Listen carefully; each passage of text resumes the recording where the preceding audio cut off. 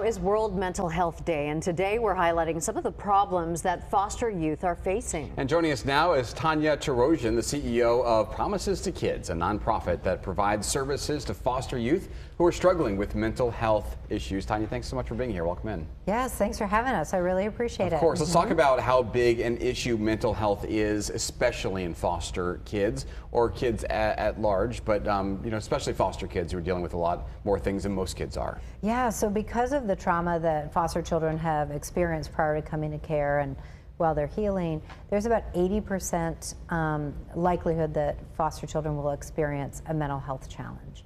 Usually it's post-traumatic stress disorder, depression, anxiety, and so it's really critical that we're able to get resources to those young people to address those issues. Well, talk to us about Promise to Kids and some of the programs that you offer to kind of get in front of all of this. Yeah, so Promises to Kids has been around almost 43 years, and we've been supporting children from birth all the way into adulthood, making sure that they have the resources like mental health therapy that they need to overcome their trauma and then develop into healthy, successful adults. So one of those is last year we started our mental health program by hiring 2 therapists to provide individual counseling, therapy, group, a wellness focus to make sure that there's a venue to discuss, normalize mental health, and then also provide treatment to heal. Yeah, interesting talking about normalizing it, because we were just talking about a couple minutes ago before we came into the segment about how mental health really in the last few years has become something much less taboo, something we can openly talk about versus physical wounds that we often have talked about. There are mental wounds that we don't talk about. So how has that opened things up? And that we don't see. Yeah, I'm really glad that it has been opened up and that people now are acknowledging that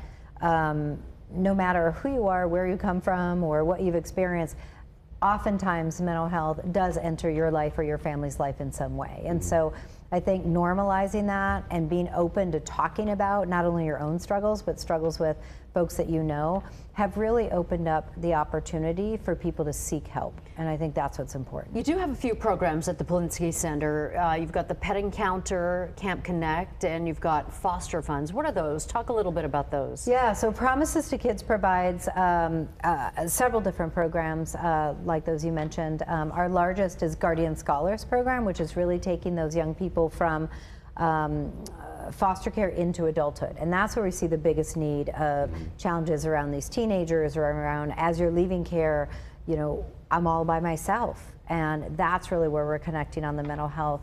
Our Camp Connect program is looking at brothers and sisters who come into foster care, maybe together, and once they enter, being placed by the county in different families, different homes. So really trying to address that loss and keep those relationships connected so that they can have at least somebody who knows who they are and where they came from and have that family support. Much of our discussion has been about what's needed. How about the results? Can you talk to us a little bit about what comes out of programs like this and what kind of success rates do you have when it comes to helping the mental health of these kids who are in really tough situations? Yeah, absolutely. I mean, we've seen children go from having suicidal thoughts and ideations to seeking treatment and being in a place where they've crossed over to a side where they're now safe.